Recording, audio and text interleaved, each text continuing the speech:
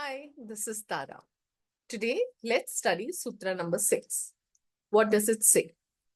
It says pramāṇa, viparyaya, vikalpa, nidrā, smṛtayaḥ. It's an enumeration of the fivefold, which was explained to us in Sutra number 5, in which he said the modifications of vritti are fivefold, painful and pain-free. Okay? So, what are the fivefold? Pramāṇa, viparyaya, vikalpa, nidrā, smṛtayaḥ. How do the gurus explain this? Maharishi Vedavyasa translates it as, in the translation by Sri Ramaprasada with the glossary of Sri Vachaspati Mishra, says these painful and non-painful modifications are of 5 descriptions: real cognition, unreal cognition, imagination, sleep, and memory. And he explains that perception is the vritti or the modification by which we know an object. How do we know the object? The object casts its impression on the chitta through the 5 senses in these 5 ways. Okay? So, when Purusha knows the objects through chitta, he knows them as not different from himself. So, Vachaspati Mishra explains that the right knowledge consists in gaining the unknown truth, which is the purpose of action. Perception of an object by the Purusha is not a distortion, but consciousness reflected in the mirror. He also clarifies that there are no more modifications than these 5. All modifications that occur within these 5. What are they? Real cognition, unreal cognition, imagination, sleep, and memory. Swami Satyananda explains this sutra as a play on the 5 words. And he says the 5-fold modifications of the mind are right knowledge, wrong knowledge, imagination, sleep, and memory. And he says these sutras, which we are studying currently, 5, 6, 7, 8, 9, are dedicated to understanding the vrittis properly. And why do we have to understand them properly? Because in the end, the aim of yoga is the complete destruction of the patterns of the manifestations of consciousness. An example he gives is many idols can be made of mud or clay. And when you break those idols, what remains is the mud or clay. Similar to a goldsmith who might make different kinds of jewelry out of gold. Eventually, when you melt the jewelry, what you'd be left with is pure gold. It's the same principle, basically. The aim of yoga is to divest the mind of all the manifestations of the forms of consciousness. It is not that you close your eyes and you do not see the world, but that all forms of the mind, even the forms that exist when your mind is closed, have to be done away with, which is why you have sleep and imagination included in this list. So, what Swami Satyananda is saying, I've heard a lot of people say that, oh, you just practice yoga and you don't need to read the Yogasutras and you study it at the end once you become proficient. But what Swami Satyananda says is before you start practicing yoga, understand what it is you're setting about to do, because this is a really big task. What is pratyahara? That is withdrawing consciousness. We can withdraw it from the outer world, but can you withdraw your consciousness from sleep? Can you withdraw your consciousness from memory? So he says, even sleep, even memory, even the lower savikalpa samadhi is a mental factor. It is a mental formation. It is a vritti. So every mental condition is included in these 5. Swami Vivekananda keeps it very simple. He says these are right knowledge, indiscrimination, verbal delusion, sleep, and memory. And I think he's mixing a bit of the 7th sutra in here when he describes verbal delusion. But we'll come to that later. B.K. Iyengar says they are caused by correct knowledge, illusion, delusion, sleep, and memory. This is the translation. But B.K. Iyengar's, the beauty of his explanation is how he goes into the depth of each of these facets. He says pramāṇa is not just valid knowledge, it is experienced knowledge. It is correct knowledge which has been studied and verified with proof or evidence. This proof or evidence is not fact, okay? Comes from the core of one's being, and it is therefore pure and beyond the field of intellect. Direct knowledge leads us beyond the conscious state, and it is known as amanaskatva. Okay. So what is viparyaya? The first was pramāṇa. Now is what is viparyaya? Viparyaya, he says, is inverted or perverse knowledge, that which is contrary. And how do we gain this contrary knowledge? It is gathered by the senses, which then try to convince the mind that this is valid.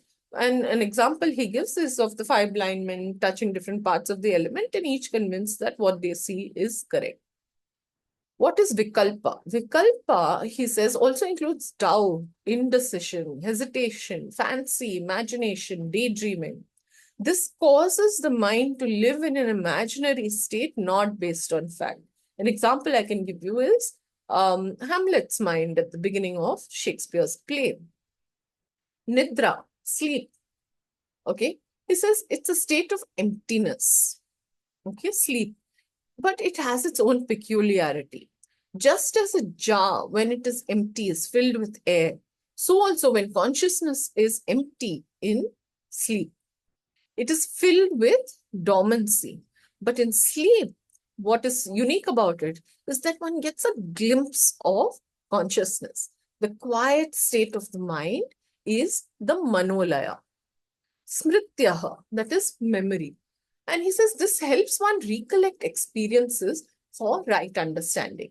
So these five-fold fluctuations are based on real perception or correct knowledge based on fact and proof, unreal or perverse perception or illusion, fanciful knowledge, sleep or memory. Now, he explains that consciousness has five types of intelligence, which is mudha, silly, kshipita, distracted, vikshipita, agitated, ekagra, one-pointed, and nirudha, which is controlled. So since intelligence is of five types, fluctuations are also of a corresponding five types. And the five conscious states of intelligence and the five fluctuations may either disturb or help a sadhaka. Okay. So Osho says, these are right knowledge, wrong knowledge, imagination, sleep, and memory. But how he explains it is that the mind is essential, right? The madman in the madhouse and the Buddha under the Bodhi tree both have used the mind. Both have passed through the mind. But the Buddha has come to a point where the mind has disappeared. And used rightly, you will come to a point where the mind is not. Wrongly used, the mind becomes divided. The Buddha's mind has disappeared and he has become total. The madman's mind has become total and he has disappeared. When you use it correctly, the mind disappears as a master and it becomes a slave. So the mind will continue to exist, but you will control it instead of it controlling you. When the Buddha has to speak to you, he still has to use the mind because there's no speech without the mind. Okay, but the question is, who is in charge of it? Mastery of the mind is yoga. So the Buddha remains like a mirror. So Osho says that when Patanjali says cessation of the mind, he means cessation of the mind as the master. Now, pramāṇa, the Sanskrit word, Osho says, is very deep and it cannot really be translated as right knowledge because it comes from the root word prama, which is very, very deep in meaning. And Patanjali, basically what he's saying is that the mind has a capacity, okay, that if directed correctly, whatever is known through that correct direction is self-evidently true. If directed wrongly, then it gives you false information. When directed correctly, it's like a torch in a dark room. The minute you turn it on, the darkness disappears. But the mind also has a capacity for wrong knowledge. So you have viparyaya, mithya. If you're intoxicated, for instance, the whole world appears false. He tells a story of Mullah Nasruddin, who was with his young friend at a bar and they both come out drunk. And the friend says, I don't know how to get home. I can't even walk correctly. I can't see. I can't hear. What should I do? And Mullah Nasruddin says, go so many steps and then you'll come to a fork. And there'll be a road on the left and there'll be a road on the right. And he says, go left because the path on the right doesn't exist. And I am now an experienced man. I've taken the path on the right many, many times, and I can tell you it doesn't exist. So make sure you go left. So the mind center by which you operate in a state of delusion or perversion is viparyaya. And meditation is a center by which your knowledge becomes true. The two paths are your delusion and your meditation. And you either get mired in circles or you find your way home. And the Buddha said it's not a matter of thinking, it's a matter of you finding the right center and using it. When the right center starts functioning, you will become a sage or a saint, you will become religious, you will start, simply put, be in pursuit of the truth. Osho gives the example that, Ramakrishna was asked if there was a God, and he said, yes, there's a God. And the person said to him, prove it. And Ramakrishna said, I have no need to prove it. And I cannot prove it to you. You have to prove it for yourself or disprove it for yourself. Why? Because you have to take one of those two paths. And, Osho says that proving just proves that you don't have enough feeling. Needing proof. Everything has to have proof. Even if somebody tells you, I love you, you're going to say, prove it. So somebody else cannot prove it to you. At the most, people can make gestures or provide you some sort of physical, but proof is not something that somebody else can give you, is what Osho says. The first modification of the mind is right knowledge, and meditation leads to right knowledge. If the wrong center is functioning, you will find the wrong knowledge. Okay. And so he gives another example of Mullah Nasruddin, which is very funny. So I thought I'd share it. Okay. So Mullah Nasruddin goes to see a Sufi saint. The saint keeps him waiting, and he complains, I'm waiting 2 hours, 3 hours, 4 hours. What wisdom are you going to give me? So the Sufi says just one line to him. He says, Neki kar or darya mein dal. Do good and throw it in the river. It's one of the oldest Sufi proverbs. So Mullah Nasruddin hears it and he goes on his way and he sees an old woman trying to cross a bridge.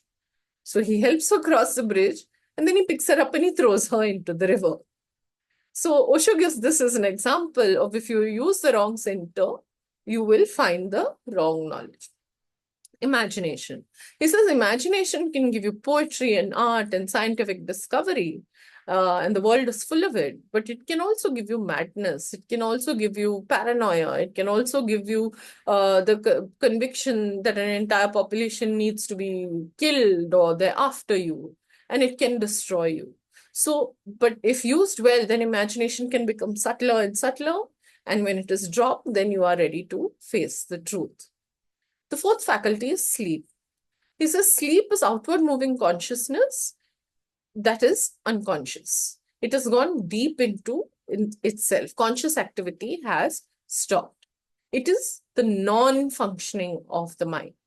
And he says if you're dreaming, then you're not in a sleep state. Sleep is a stateless state.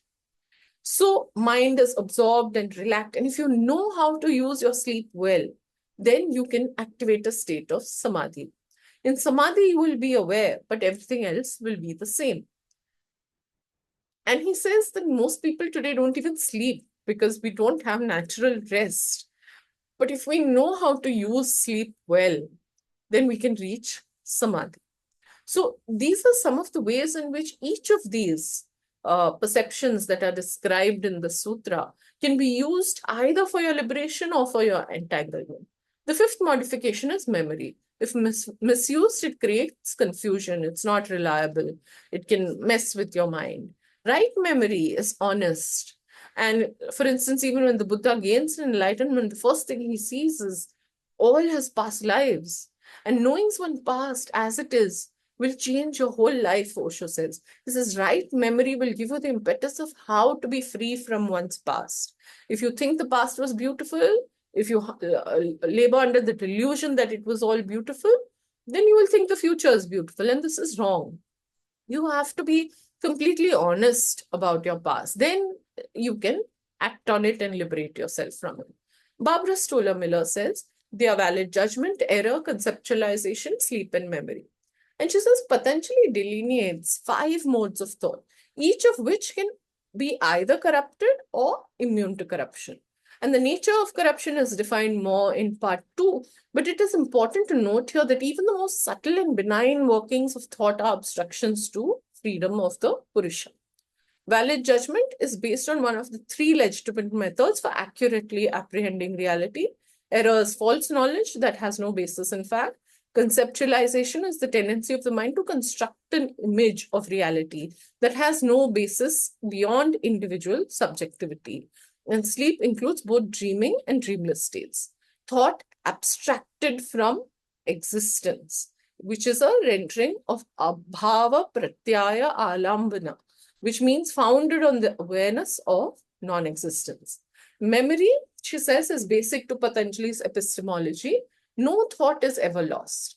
Rather, it is preserved as a subliminal impression or memory trace. And these traces not only allow us to recall past events and perceptions, but also actively shape future experiences in a never-ending process. So this was Sutra number 6. I hope this is helpful to you. Join us tomorrow for Sutra number 7. Thank you.